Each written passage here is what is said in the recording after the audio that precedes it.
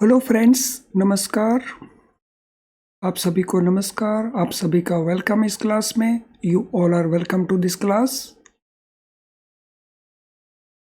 आज के इस लेसन में हम डिस्कस करेंगे चैप्टर 2 बेसिक कॉन्सेप्ट्स के इम्पोर्टेंट क्वेश्चंस।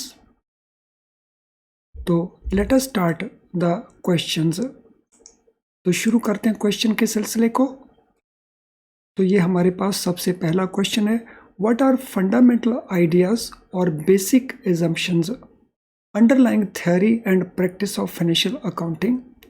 सो फंडामेंटल आइडियाज और जो बेसिक एजम्पशंस हैं जिनके बेसिस के ऊपर फाइनेंशियल अकाउंटिंग किया जाता है, तो उनको हम क्या कहते हैं?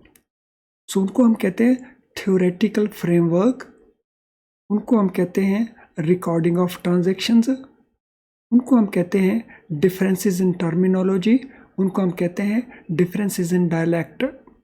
So what are fundamental ideas और बेसिक एजम्पशंस जिसके बेसिस के ऊपर theory and practice of financial accounting टिका हुआ है, तो उसको हम क्या कहते हैं? तो उसको हम कहते हैं रिकॉर्डिंग ऑफ ट्रांजैक्शंस। ट्रांजैक्शंस को रिकॉर्ड करना, तो दैट इज फंडामेंटल आइडिया और basic assumptions. Question number 2, which concept deals with assumptions that a business will continue to operate indefinitely? सो कोई बिजनेस लगातार सक्सेसफुली काम करता रहे, तो इसके पीछे जो कॉन्सेप्ट है, जो एजम्पशन है, उस कॉन्सेप्ट और एजम्पशन का नाम क्या है? Cost concept, money measurement concept, business entity concept या रियलाइजेशन कॉन्सेप्ट। तो कौन सा कॉन्सेप्ट हम उसको कहते हैं? Which concept deals with the assumption that business will continue to operate indefinitely? तो कौन सा वो कॉन्सेप्ट है?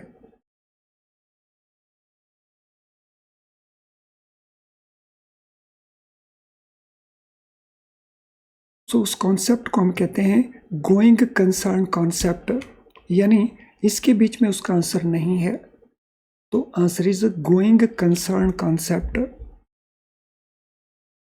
तो गोइंग कंसर्न कॉन्सेप्ट क्या रहता है? तो यहाँ पे आंसर सी नहीं आएगा, तो आंसर हमारा आएगा none of these.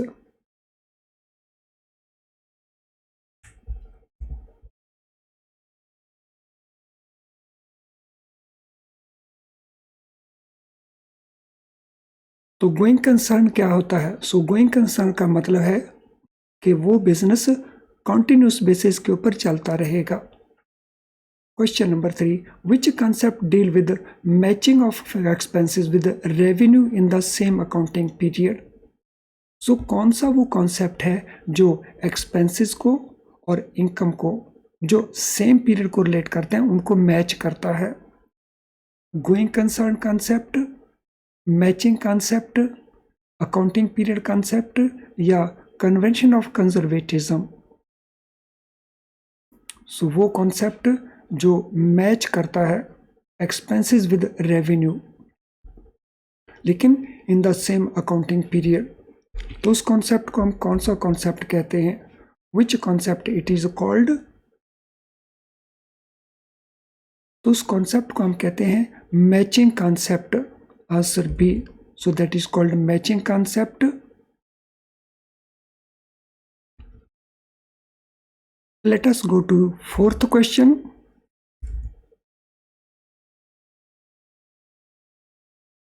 Which convention requires that all relevant information be disclosed in the financial statement? So कौन सी वो कन्वेंशन है, कौन सा वो कॉन्सेप्ट है जो डिमांड करता है कि जितनी भी रेलिवेंट इंफॉर्मेशन है वो फाइनेंशियल स्टेटमेंट्स में डिस्क्लोज की जानी चाहिए? Convention of full disclosure, convention of materiality, convention of consistency या डुअल एस्पेक्ट कॉन्सेप्ट? तो which convention requires that all relevant information be disclosed in the financial statements? सो कौन सा हमारा आंसर बनता है क्वेश्चन नंबर 4 के लिए?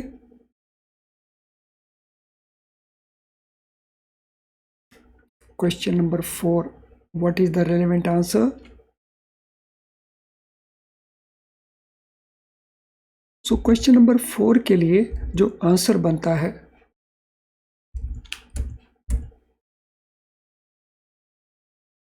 That is a convention of full disclosure, यानी जितनी भी इंपॉर्टेंट इंफॉर्मेशन है फाइनेंशियल्स को लेकर के रेलेवेंट है और इम्पॉर्टेंट है, वो इंफॉर्मेशन हम डिस्क्लोज करेंगे इन द फाइनेंशियल स्टेटमेंट्स। तो that is known as convention of full disclosure.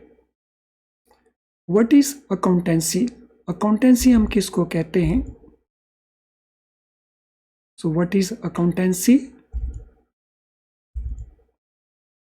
सो हमारे ऑप्शन आंसर्स हैं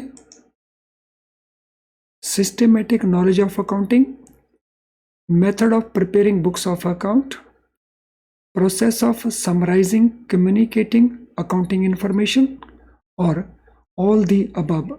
सो किसको कहेंगे अकाउंटेंसी किसको कहेंगे? Which of these will be known as accountancy? किसको कहा जाएगा अकाउंटेंसी?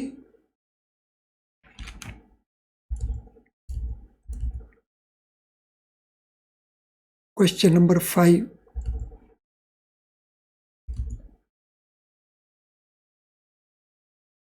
सो अकाउंटेंसी हम कहेंगे सभी को systematic knowledge of accounting, method of preparing books of accounts, process of summarising communicating accounting information.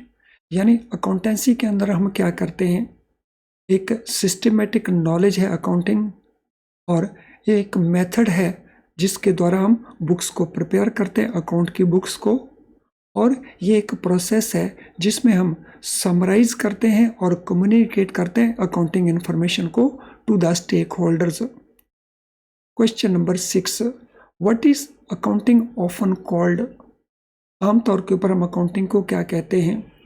Body of doctrines commonly associated with theory and procedure of accounting, language of business, guidelines for sound accounting practices and procedures, selection of conventions or procedures where alternatives exist.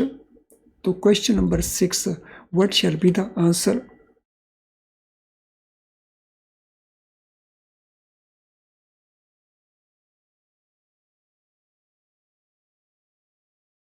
So क्या answer रहेगा question number 6 के लिए?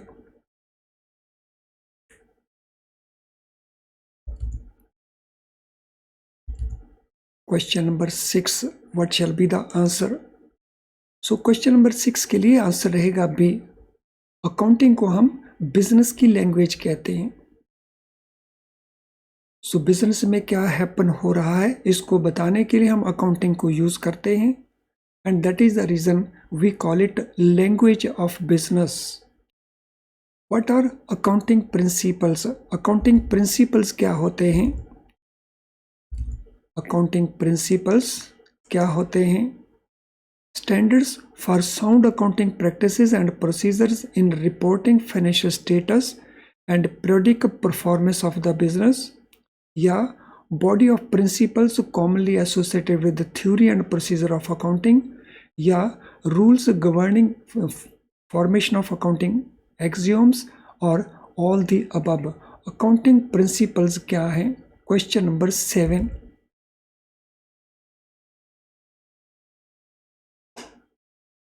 what are accounting principles?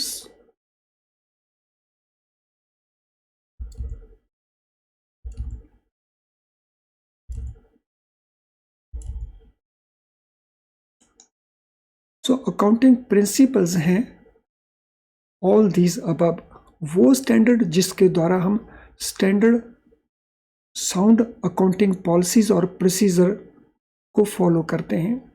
Body of doctrine commonly associated with the theory and procedure of accounting and rules governing formation of accounting axioms. तो ये सारे के सारे ही अकाउंटिंग प्रिंसिपल को एक्सप्लेन करते हैं। What is definition of accounting principles? Accounting principles का डेफिनेशन क्या है? What is definition of accounting principles?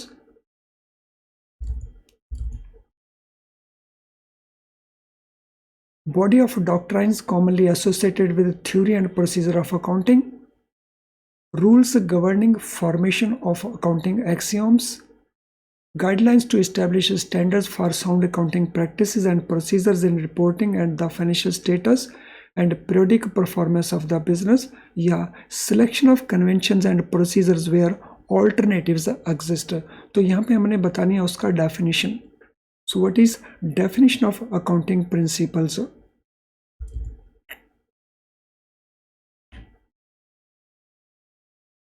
Definition of accounting principles, इनमें किसको कहेंगे हम?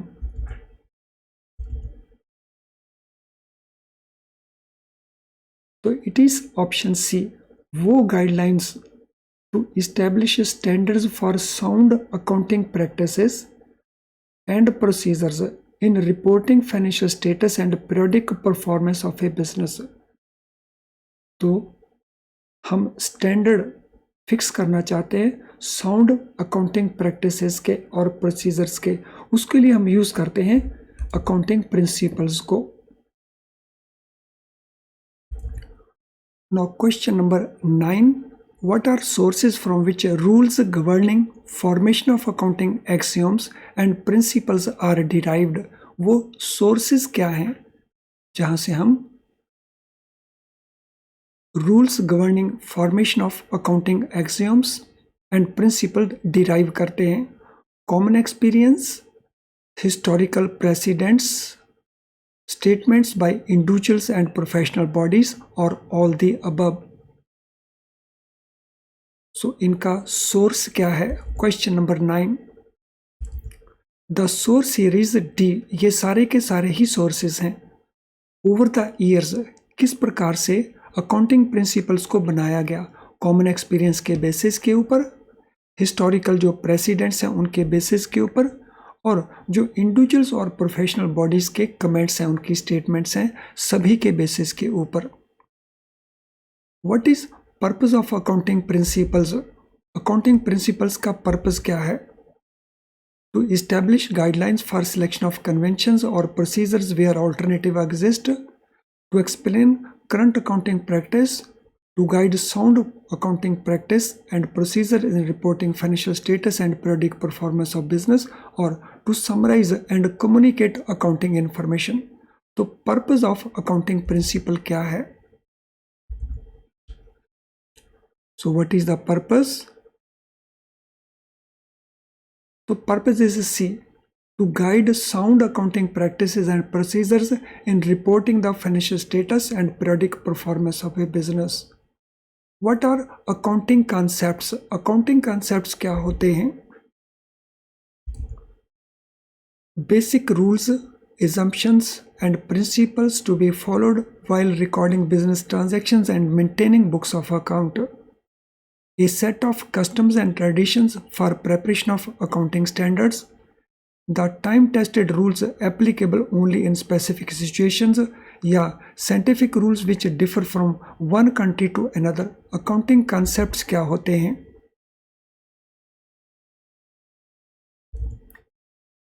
So accounting concept होते हैं वो basic rules, वो basic assumptions और वो basic principles जिनको फॉलो किया जाता है while recording business transactions और मेंटेनिंग बुक्स ऑफ अकाउंट. तो उन बेसिक रूल्स को हम कहते हैं अकाउंटिंग प्रोसीजर्स, और सॉरी अकाउंटिंग कॉन्सेप्ट्स. तो here our answer is A. Let us now go to next question. Why are accounting concepts important? Accounting concepts important क्यों हैं? Because they ensure that every business transaction is recorded at the market price. Because they help maintain continuity and comparability of books of account. Because they denote customs and traditions that must be followed in business transactions, or they are specific to a particular country. So accounting concepts क्यों important हैं?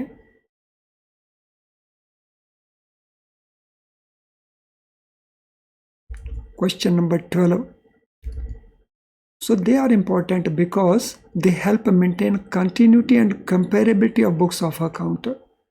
तो books of account को अगर हमने compare करना है और उनकी कंटिन्यूटी मेंटेन करनी है तो हम यूज़ करते हैं अकाउंटिंग कॉन्सेप्ट्स को, और जब सभी कंपनीज अकाउंटिंग कॉन्सेप्ट्स को यूज़ करेंगे तो उनके जो रिजल्ट्स हैं, फाइनेंशियल रिजल्ट्स हैं, तो वो कंपेरेबल बन जाएंगे। What is cost concept in accounting? Accounting के अंदर कॉस्ट कॉन्सेप्ट क्या है? So there are various concept, जिसमें से एक कॉन्सेप्ट है कॉस्ट अकाउंटिंग का। सो कॉस्ट कॉन्सेप्ट क्या है? Recording every transaction at market price, recording every transaction at lower price than the market price, recording every transaction at historical cost, and recording every transaction at a higher price than the market. So which of these is the correct answer? Question number 13. Cost concept क्या है?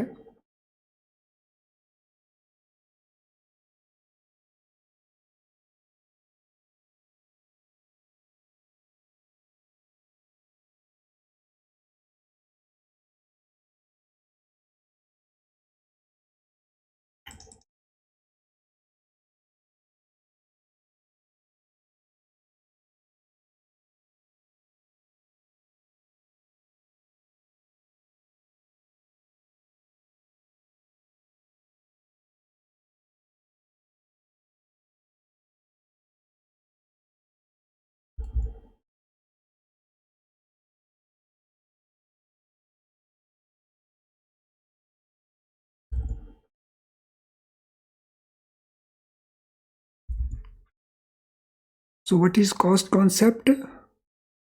Every transaction should be recorded at historical cost. So historical cost means जो cost incur किया गया. So recording every transaction at historical cost, तो उसको हम कहते हैं cost concept. So for example, अगर हमने मशीनरी परचेज किया, तो मशीनरी अगर हमने एक्स कॉस्ट के ऊपर परचेज किया और फिर उसको इंस्टॉल करने के लिए हमने कुछ एक्सपेंसेस इनकर किए, तो दोनों का हम टोटल लगा लेंगे और वो बन जाएगा उसका हिस्टोरिकल कॉस्ट। मींस वो कॉस्ट जिसके ऊपर उसको परचेज किया गया या जो कॉस्ट एक्चुअली इनकर किया गया to make the machinery operational. Let us go to next question. What is the difference between accounting concept and accounting conventions? So दो कॉन्सेप्ट होते हैं, दो एस्पेक्ट्स होते हैं, एक होते हैं कॉन्सेप्ट्स अकाउंटिंग के और एक होते हैं अकाउंटिंग के कन्वेंशंस। इन दोनों के अंदर क्या डिफरेंस है? There is no difference between accounting concept and accounting conventions. Accounting concepts are customs and traditions, while accounting conventions refer to basic rules and principles. Accounting concepts are universally applicable, whereas accounting conventions are specific to a country. Accounting concepts are used in financial accounting, while accounting conventions are used in management accounting. तो दोनों के अंदर difference point कौन सा option reflect करता है question number 14 के अंदर? So what is the difference part?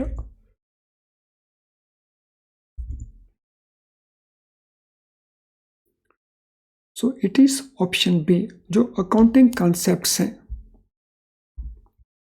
वो कस्टम्स एंड ट्रेडिशंस हैं, यानी प्रैक्टिसेस जो over the time period adopt की गई, जबकि जो अकाउंटिंग कन्वेंशंस हैं वो बेसिक रूल्स हैं और प्रिंसिपल्स हैं जिनको फॉलो किया जाना है व्हाइल प्रिपेयरिंग द अकाउंट्स। तो ये दोनों के अंदर बेसिक डिफरेंस है। सो अकाउंटिंग कॉन्सेप्ट कस्टम्स और ट्रेडिशंस को रिप्रेजेंट करते हैं, यानी प्रैक्टिसेस जो ओवर द ईयर्स बिल्ड हुई। चलिए अगले क्वेश्चन के ऊपर चलते हैं। According to cost concept, how are assets recorded in accounting? तो कैसे रिकॉर्ड किए जाएंगे कॉस्ट कॉन्सेप्ट के मुताबिक? At their present market value, at their original purchase price, at their future value और at price determined by company's management. तो cost concept के मुताबिक एसेट्स को कैसे रिकॉर्ड करेंगे?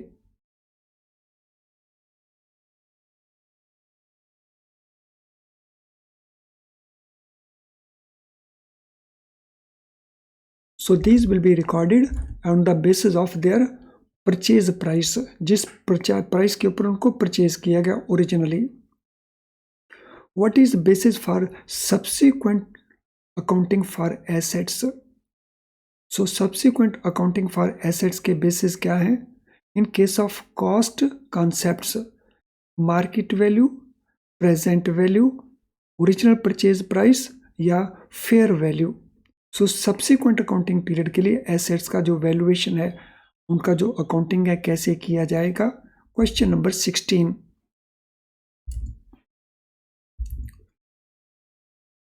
So it will be the original purchase price, तो उसी को बेस माना जाएगा. फॉर एग्जांपल जब हम डेप्रिसिएशन को कैलकुलेट करते हैं सो हम ओरिजिनल परचेज प्राइस के बेसिस के ऊपर उसका कैलकुलेशन करते हैं, उसी को बेस मानते हैं कैलकुलेशन के पर्पस के लिए. What is the term used for the amount shown in accounting records of an asset? क्या टर्म हम यूज करते हैं उस अमाउंट को दिखाने के लिए इन अकाउंटिंग रिकॉर्ड्स एक एसेट के लिए? Market value, present value, book value या फेयर वैल्यू? किस टर्म को हम यूज करते हैं? So which term is used? So ये term है book value. So book value is the term which is used for the amount shown in accounting records for an asset. तो उसको हम कहते हैं book value. What is the purpose of depreciation? Assets का depreciation हम क्यों करते हैं? To charge depreciation equal to fall in market value of the asset, to increase profit of each period, to allocate part of cost of asset to expenses in each accounting period, or to ignore unrealized gains. तो purpose क्या है depreciation का? Question number 18.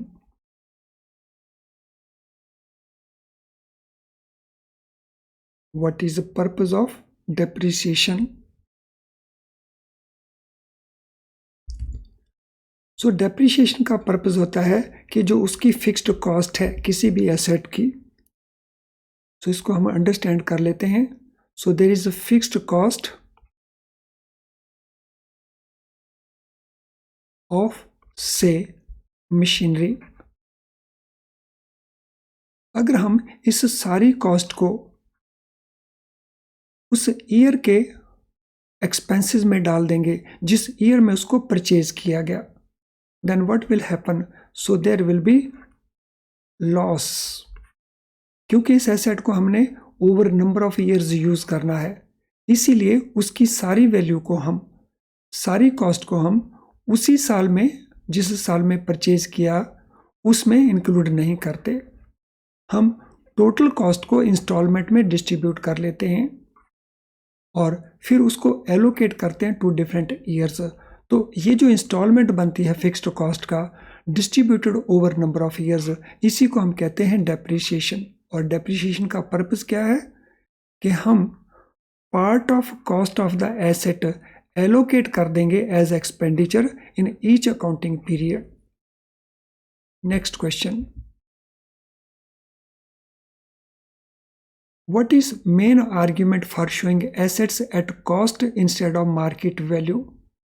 सो main argument क्या है कि जब हम asset को कॉस्ट के ऊपर दिखाते हैं instead of market value?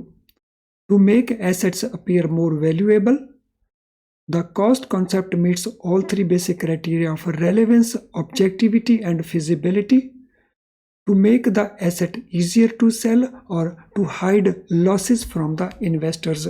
Main argument क्या है?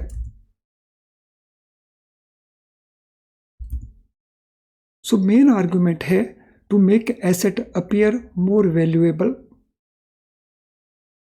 No, this is not the answer. The answer is जो कॉस्ट कॉन्सेप्ट है वो तीनों ही बेसिक क्राइटेरिया को मीट करता है, रेलेवेंस को, ऑब्जेक्टिविटी को एंड फिजिबिलिटी को. तो answer here will be B. The cost concept meets all three basic criteria, तीनों बेसिक क्राइटेरिया को मीट करता है। ये 3 बेसिक क्राइटेरिया क्या है? जो भी अकाउंटिंग हम करेंगे वो रेलेवेंट होनी चाहिए, उसका ऑब्जेक्टिव बड़ा क्लियर होना चाहिए और वो फिजिबल भी होना चाहिए, यानी प्रैक्टिकली हम उसको यूज कर सकते हैं। फ्रेंड्स, जिन स्टूडेंट्स का अभी तक लाइक डिसलाइक नहीं हुआ है, क्विकली वो लाइक डिसलाइक को कंप्लीट कर देंगे ताकि हम नेक्स्ट क्वेश्चन को ऊपर क्विकली मूव करें। एंड मीनवाइल मैं आपके साथ शेयर करना चाहूँगा कि जैसे जैसे हमारा एग्ज़ाम पास आ रहा है तो प्रैक्टिस करना उतना ही इम्पॉर्टेंट है। सो प्रैक्टिस ऑफ क्वेश्चंस उतना ही इम्पॉर्टेंट है जितना हमने वीडियो लेसन्स को देख करके कॉन्सेप्ट को अंडरस्टैंड किया। इस कॉन्सेप्ट को क्लैरिटी लाने के लिए क्वेश्चंस का बहुत बड़ा रोल होता है और फिर आपको कन्फ्यूजन्स नहीं होते, आप पेपर के अंदर क्विकली आंसर्स दे पाते हैं। तो उसके लिए क्वेश्चन बैंक को ज़रूर यूज़ कर लेना। तो ये क्वेश्चन बैंक आपको हमारी ऐप में मिल जाएगा। तो हमारी ऐप को इंस्टॉल करके वहाँ पे स्टोर सेक्शन में जाइए और क्वेश्चन बैंक को यूज़ करें सो दैट पेपर में बेटर स्कोर करने में आपको हेल्प मिले। Let us go to next question. Why are all accounting transactions recorded in terms of money only? जितनी भी अकाउंटिंग ट्रांजेक्शन्स हैं उनको मनी में ही हम रिकॉर्ड क्यों करते हैं? To make the business appear more profitable, to ensure easy comparison of performance between firms, to hide losses from investors, or to make books of account more organized? Question number 20. So what shall be the answer? Question number 20 के लिए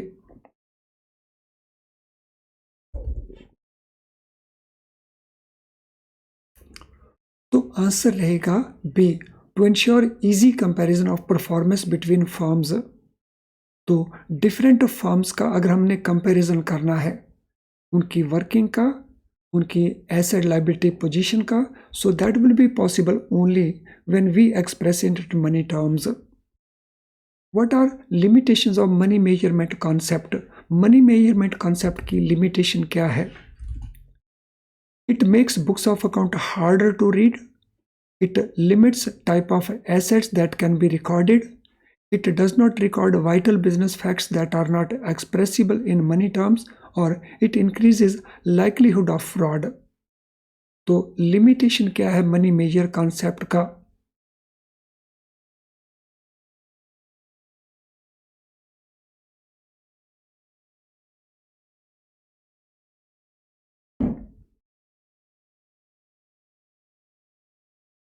तो answer हमारे पास है सी। सो business के वो facts जो vital हैं business के लिए, अगर वो मनी टर्म्स में एक्सप्रेस नहीं होते तो उनको वो रिकॉर्ड नहीं कर पाता। तो ये उसका लिमिटेशन है। Why is the state of health of managing director not recorded in books of account? So अगर मैनेजिंग डायरेक्टर की हेल्थ बिगड़ गई है तो उसका इफेक्ट बिजनेस के ऊपर होने वाला है, लेकिन उसके बावजूद भी उसे बुक्स ऑफ अकाउंट में रिकॉर्ड नहीं किया जाता। It is not relevant to business, it is not expressible in money terms, it is a personal matter, और it is difficult to measure. Question number 22. So what shall be the answer for question 22? तो answer is, इसको हम money terms में express नहीं कर सकते, so it is not expressible in money terms. Question 23. What is advantage of using money as a common denominator in accounting? So money को हम common denominator के तौर के ऊपर यूज करते हैं, इसका एडवांटेज क्या है? It makes business look more profitable, it allows easy comparison of performance between firms, it reduces the likelihood of frauds, या it ensures that all assets are recorded at market value. Question 23. So here answer is कि इससे जो comparison है between different firms, so that comparison becomes easy. Well friends, आज के इस session को wind up करने से पहले आज के सेशन से रिलेटेड अगर आपका कोई क्वेश्चन है तो कमेंट बॉक्स में आप उस क्वेश्चन को टाइप कर सकते हो। इसके अलावा अगर आपका कोई और क्वेरी है तो वो आप हमें इस ईमेल आईडी के ऊपर टाइप करके बता सकते हो, या हमारी ऐप का जो मैसेज बॉक्स है, सो हमारी ऐप के मैसेज बॉक्स को भी आप यूज़ कर सकते हैं for this purpose, and we will try to help you and suitably answer you. तो चलें अब आज के इस सेशन को वाइंड अप करें। Thank you friends, all the best.